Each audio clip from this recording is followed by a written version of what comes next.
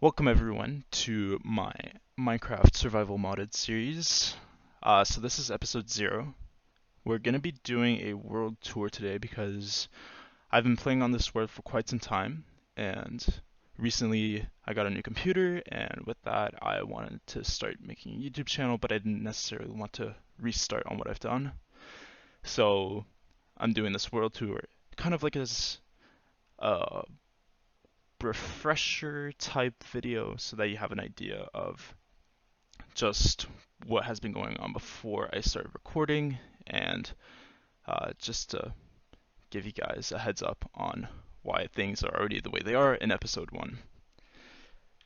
So you can kind of see a little bit of what I've been doing so far, uh, but the main mods that are in this series are the Fossils and Archeology mod, the Revival, I think it's called Fossils and Archeology Revival mod, the Jurassic World Reborn mod, and I would say Pam's Harvestcraft mod, but I think that's more of a side mod that's just like makes the game a little bit more interesting on food wise. But I'll be focusing on the dinosaur part of the mods, and yeah. So here is what I've got so far down here. I've kind of built this walkway that I can actually show you from up there. Maybe it's a better view. But this is the walkway that I've built so far. Eventually we're going to have an enclosure down here, which I'll show you guys what it looks from down there, but this is going to be obviously an aquatic enclosure. There's nothing.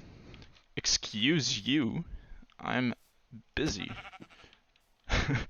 um, but this enclosure, there's nothing in there yet. Maybe a squid or two, but no dinosaurs. I figured I should wait for you guys before I start actually making dinosaurs and stuff. You can actually see a lot of what I've been working on. But this is my most recent progress in this world. But yeah, I'll show you guys what it looks from down there. So yeah, there are squids, but again, no dinosaurs, not yet. And this is obviously a major work in progress, but it's just, I thought it would be a cool idea to see the dinosaurs from down here, you know, swimming around, doing their own business, and us just watching. And obviously, as you can see from my gear, actually I should probably mention that, I have been playing for quite some time, and the gear is a testament to that, I guess. But yeah, it's just for that reason. I didn't cheat or anything, it's just I've been playing for a long time, and I think this world proves that, but that's why I'm already fully decked out in probably the best armor in the game. At least the best base armor for Tinker's Construct, which is another mod that I forgot to mention. But yeah, we can actually go up there now. But this is what I've been working on. It's the first bit of redstone that I've been using, and I've been playing Minecraft for 7 years, maybe?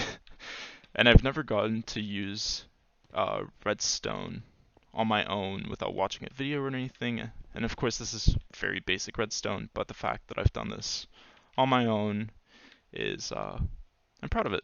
And hopefully, you know, as the series goes on, I get to do it a lot more. It was a really fun little project and add-on, I guess, to the pathway.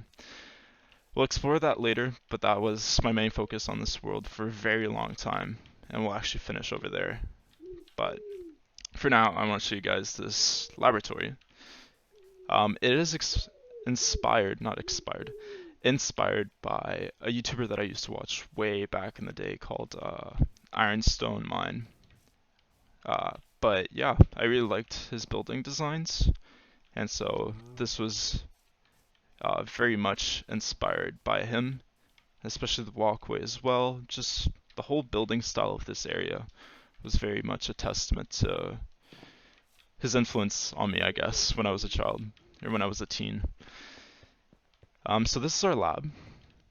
There's not much to it. It looks very dark and grim. Hopefully it doesn't look too bad on the video. But again, I have to fix the lighting issues, but that'll get done eventually. But yeah, this is kind of like the fossil analysis room. So you kind of just like walk in here after a mining session and you can wash your fossils and then you grind them up to hopefully get some soft tissue. And then you can sequence them with empty disks from the Reborn mod. And then you combine them here. And then you can use those machines to get the embryo, which I haven't even touched yet. I found out how to make DNA nucleotides and stuff like that, but I haven't used any of it. These machines are for the mosquitoes in Ember, or aphids in Ember. I think there's another one, but I don't remember it. But you basically just get a higher percentage of DNA sequence for any dinosaur species. And this is the analyzers for the Fossils and Archeology mod that you get just the direct DNA from there. These shulker boxes are kind of, well, they are used for storage for the discs that I've got so far. So these ones are all below 50%. These are empty, obviously, but so we got Ceratosaurus, Pteranodon, and Ankylosaurus, which is actually one of my favorite dinosaurs, but I was very much disrespected with a 2% on that one. Mamenchisaurus, 5%. So these guys are very far away from being 100%. These ones are a lot closer, right? 97, 94. So these are 50 and up that I don't have 100% yet. And these are, yeah, they're empty. But eventually I'll fill them up with the 100% ones that are currently in my hallway. But that's something I'll do later on. And then in here are just duplicates of the ones that are already 100%, which I can show you right now actually, which are in here. So we have Mitriacanthosaurus, Stegosaurus, Guanlong, Coelacanth, and all these other guys that I probably am not saying right, but it's fine. So these are all the ones that I have at 100%, but I just haven't put them in the actual storage yet. This is leftover from analyzing. As you can see, I kind of went through a lot of fossils just to get these guys. So it is a very big process, but we'll work through it and eventually, you know, we'll get all of them. It's just more storage. This is going to be an aquarium eventually. I want to put some coral in here, but I don't have any, so it looks very empty. But yeah, I want to get some prehistoric fish in there. So I think I have some coelacanth I saw earlier. I think there's another one called Mawsonia. Yeah, Mawsonia, which is like a bigger fish. I don't know if it'll fit in there, but if it does, that would be pretty cool. Here we have just a fossil skeleton of Postosuchus, I believe. But yeah, I just thought it would be a cool thing. It fills up an empty space and just adds to the vibe of it being, you know, a dinosaur-based or centered world. Here I have a cow, and you might be wondering, oh, Anthrax, why would you have a cow in your lab? That seems very unethical. And the reason is because you can put milk in here with your DNA, and then you get your DNA egg from that. So if I just go like this, and then put the milk in there, can you not? Uh-oh. Oh. Oh. Interesting. Okay, maybe this was an unethical decision then. Oh no. We'll move on from you. You just stay there. And then here we have some culture vats from the Reborn mod. So once we get to those guys, we'll deal with them. And I've just kind of color coded them. So blue is aquatic, yellow is flying, and then green herbivores and red carnivores. But yeah, and then this also connects back to this place here. Here I have a DNA freezer. So here's where I'm going to store all my DNA. So I've already got all the fossils and archaeology mod DNA. It was pretty easy to get, but I split it the same way. So we got herbivores, carnivores, aquatic, and amphibians and stuff, and then flying types. And these two, I missed little bit of ice, but I'm gonna put the hybrid DNAs in there. And here's just the soft tissue that I get from the Reborn mod. So we can get out of there. And as I mentioned earlier, this is very much a work in progress with all this lighting, but this is the second floor. So here it's a lot more open space and still not finished, but that's fine. We have more of these skeletons, so we have a Patasaurus, Dunkleosteus, I think is how you say it, Stegosaurus in there, Proceratosaurus in here, and then we have a bird in there that I don't know how to say, but it's like a Zenuopterus or something. Hold on. Yeah, Zenuopterus. So that guy's in there. And this is probably not going to change. I like how it looks. You know, it's just a collection of fossils, skeletons. It's pretty cool. In this room, eventually, I want to put a bed, just so I don't have to walk all the way down there to sleep, especially because I'm playing on hard mode, so I don't want mobs to spawn and kill me on the way there, or something to happen and destroy something that I've built. So it's just a precaution, you know, maybe a late night work at the lab. You know, you don't want to go all the way back home, so you just crash at the place. It's a good idea. But here I'm just gonna have like, this is not anything, it's just, this is for staff member only. You can't be up here. I have a zero tolerance policy for that. It's unacceptable behavior, and that's the consequence. So that spider should have known better. But yeah. Here is my fossil skeleton assembly table. So this is for a project that I'm going to work on later on, kind of a teaser, I guess. But these two are the only skeletons that I have complete for this project. But it's for a very long time, so I wouldn't worry too much about it. But we're working our way through every single skeleton that I need. But that's for the long game. And then here, eventually, I'm going to have the same staircase as below that goes to the roof. And maybe I'll get a helipad. I think I saw a helicopter in this. Yeah, there's a helicopter. Okay. So it will be actually maybe used.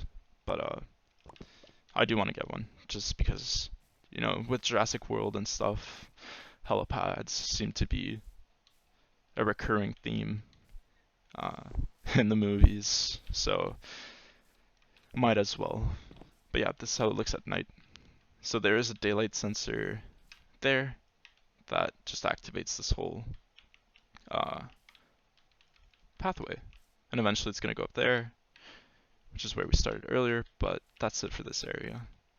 And then the cliffs, they do go all the way around, which probably eats. Oh, and that's another thing. Ow. Okay, we won't talk about that.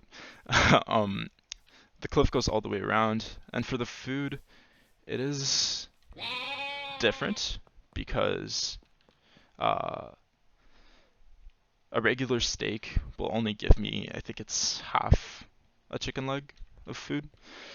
And that's because Pam Harvestcraft mod changes the food system to prioritize I guess to really make it more of a challenge to eat in the mod. Yeah. So you have all these different foods that are probably even more filling than a regular Minecraft vanilla steak. And I just like it because it gives me an extra challenge to the game. It makes it just more interesting, I guess. Here's an iron farm that's working exceptionally well. It's very slow, and the only reason that it works is because I've been in the area often. So it's an easy way to get a little bit of iron when you need it. But now moving on to this gigantic masterpiece. This is the biggest build I've ever accomplished.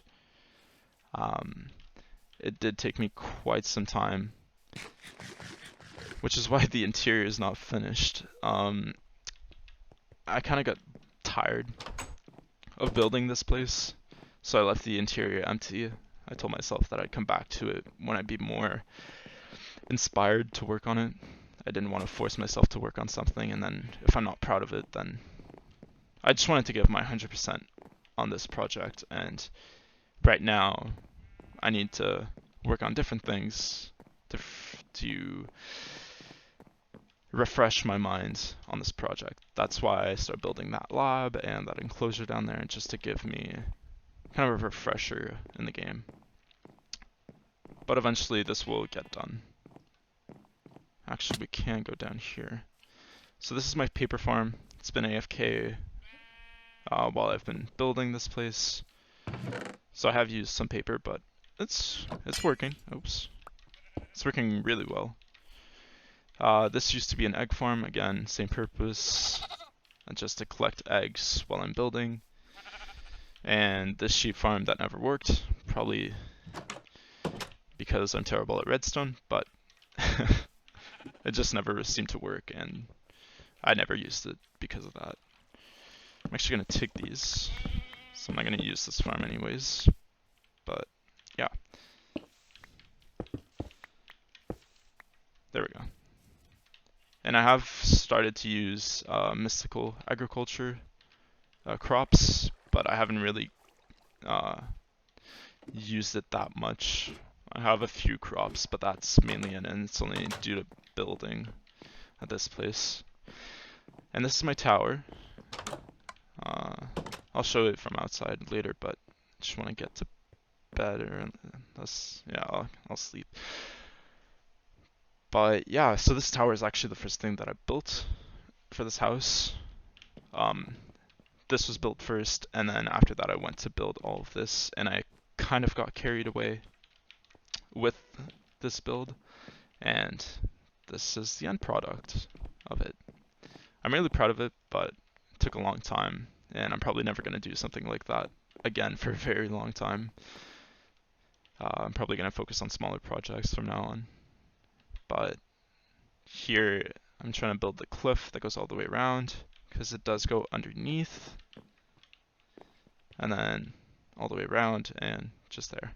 That's where I've gotten. But eventually I want to put a waterfall down there, and finish this river completely. And yeah. So now we'll move on to my starter base. I guess we'll go to my setup first that I've used to build this place, because I didn't do a lot of back and forth. Instead, I went down here. So I had a lot more sheep, but I had to get rid of some because they were very obnoxious. Here was my smeltery, my vines, my cocoa beans. I have a world map that we can actually upload later, or update, not upload. But yeah, here I just had some storage, just the regular stuff. Tiny farm for my sushi. We can ignore that for now. But yeah, that was my base of operations while I was building this thing. It was just easier to get down there and back up instead of going all the way here and then all the way back there. It was just a little bit quicker, and there was a lot more room down there than in here to get the materials and stuff.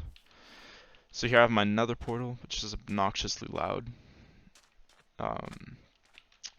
But I won't go in the nether. There's not much to show you guys. It's pretty much just the nether. I didn't build anything in there. I just went in there for quartz and like other stuff. So this is my FK fishing farm, which is why I'm eating sushi, because it was probably the easiest meat to get in the game. Now I don't feel like building an animal farm. But here's my abundance of saddles, the bows and fish rods that I've used, or that I got, and the two that I use. So one has Look at the Sea and the other one has Lure. But yeah. So that's it for that. I have a walnut, I think. Yeah. I have a cinnamon tree over there. This nutmeg tree is falling apart. Actually, there's nothing left, but I don't know. It's still there.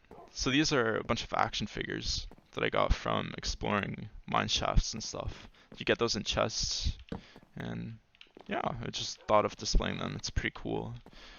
I do have some NPCs in here. I'll explain that later, but got a few more in here, a few more there, and that's it.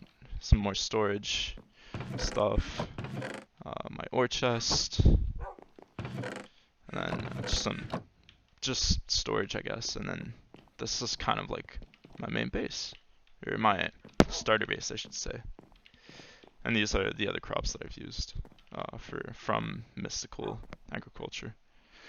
So the reason why these NPCs are here is because technically I have the Biomes of Plenty mod, but as you obviously saw outside, the world isn't generated in Biomes of Plenty, and that's because I didn't want to deal with the biomes. I wanted to stay regular vanilla, or mostly, and I didn't want to use the biomes, but I did want to use the plants and the trees and the coral and the swamp stuff that Biomes of Plenty offers. And for me to do that, I had to cheat these guys in.